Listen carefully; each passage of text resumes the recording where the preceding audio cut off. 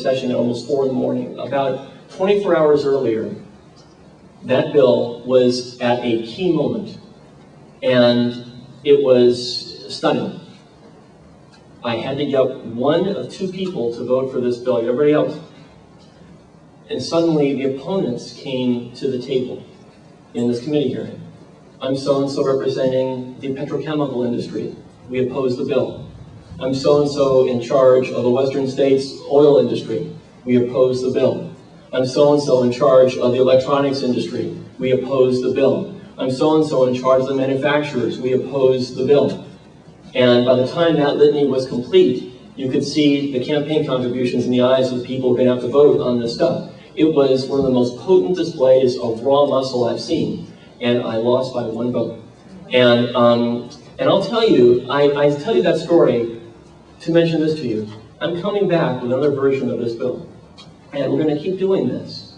I told you, I think, many of you have known me enough long before. I'm going to restate this anecdote to you. My son, who's now a junior at North Hollywood High, told me this when he was 4, and I first won my first city council race. And it was Thanksgiving Day, and I was asked to deliver home-delivered meals.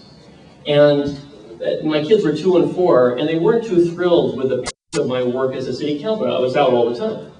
And so my son said, "You really have to go, Dad?" And I said, "Why don't you come with me?"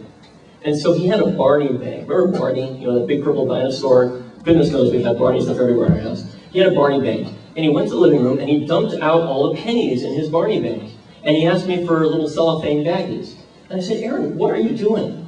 And he said to me, "We can deliver meals to these people tomorrow. What will they do the next day?" That, to me, encapsulates what it is to be in office. To be in office is to think, what are we going to do the next day? So, that's what I'm trying to do, to make things better for the next day. I'm not always going to succeed. I've told you the warts and all perspective on what's going on. But a lot of great things are happening. And a lot more great stuff is to come. I've always thought that we're a team. And I hope we can continue with that for many, many years to come. So now, the questions. Thank you, Mike. I would really appreciate if you would take Mike's suggestion to sign up to get on his email list, because this is what makes things happen. All right, folks, we're going to answer some questions here. And I really want you to pay attention to the answers, because politicians have to be careful how they answer questions. I don't know, I've not been too careful so far. That should change now. So, you may not be a politician. What can I answer for? A couple of things. First of all, I'm sorry that so many people are leaving, because I always think the best is in the questions. For those of you that don't hear your question asked, it's either from a lack of time or the assembly member is not the right person to provide this information to you, so we will route the questions to those responsible for helping you. Okay, the first question is, if 80% of LA's growth is going to come from those who already live here in the next 2 decades, why not invest in educating the public on the real costs of massive growth so that people will seriously consider limiting their own family's growth? We never said it was easy. Yeah. You know, first of all, I am a big believer in educating everyone, as I hope our exercise tonight entails, on all kinds of important issues. And clearly, transportation, water, congestion generally, undue demands on infrastructure, crowdedness generally, the tax on the toll this takes on the education system.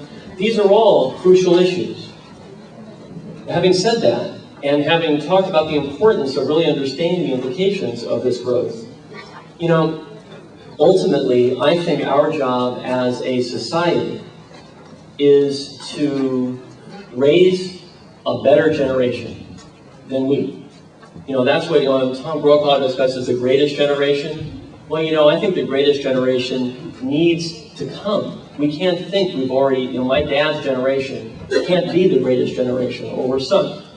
So for me, what the action is educating people about the value of service, educating people about how to find ways to express the fact that we owe duties and responsibilities to each other, what we can do in real life to show them.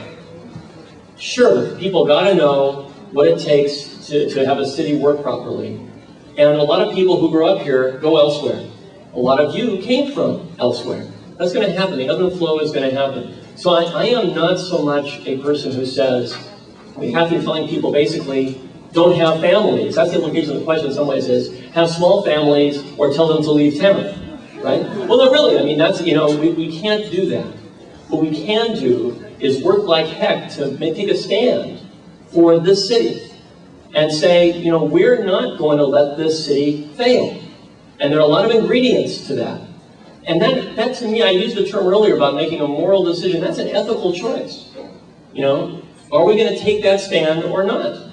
Are we going to be selfish about it? Or are we going to try to deal with what it means to, I don't know, think broadly about what our interests are? So that's what I think. That wasn't much of a concrete answer to that question. But I have very strong views about the duties we owe to the next generation. It includes educating them about the future, but it also includes making every effort we can to make this today better. All right, the next question is kind of controversial. We're going to head on to the 405 freeway. Good. All right, Wayne Williams is asking. Of course, we already have 6 lanes in both directions on the 405 in Sherman Oaks. Why do we need a 7th lane that will cause Caltrans to take up to 12 homes in our area on the northbound side, just to have a carpool lane on the rapid descent from Mulholland to the 101? Okay. Then, It's a two-part question? well, I've got, there's a few. Okay, do you realize that Barbara Barrett Maybe asked? it's better to answer one at a time, because otherwise I could get off the hook and not answer something as I do it. Oh, well, we wouldn't want you off the hook. Yeah, keep me on the hook. That's You why I'm got here. Okay, so first with regard to Wayne's question. See, I can see, one thing I can tell is that in a very protective way, my staff members are gravitating in this direction. Ellen is saying, let me take care of you. It's okay. All right, so you have to like the staff that wants to do that. First, I think Wayne's question presupposes some things that aren't necessarily on the table yet. So Caltrans, here's the deal. There's a procedure in place now. Caltrans is requesting comments that are due October 1st, which I guess a week from Monday. I've already, Wayne's heard me speak, some of you have perhaps also, in public hearings about my views on this. Caltrans has several different permutations on the table. And I am not the decider of this. I am an advocate in this. Caltrans decides. I decide what I want my role to be. I don't have any formal role per se. What I have chosen to do is to work like heck and meet with every affected community up and down the 405. Ellen has devoted her life to doing this, to be sure that I understand the implications of each of these potential proposals for each of these neighborhoods. And now I have to determine what my input ultimately should be to Caltrans. So far, my input has been give communities more time, and Caltrans responded and gave communities more time on a couple different occasions, actually. But now we're at the moment where there's some truth to be dealt with. I've said that this project, this expansion, that there needs to be a carpool lane. And I fought for that, and I'm not going to back off from that. The question isn't if that should happen, it's how it should happen. I've also said that Caltrans should do everything it can possibly do to avoid the taking of homes. And there are different permutations that have different degrees of impact on people's homes. Specifically regarding Wayne's neighborhood, as Wayne knows, I've said to Caltrans, go back to the drawing board, your proposal isn't good enough.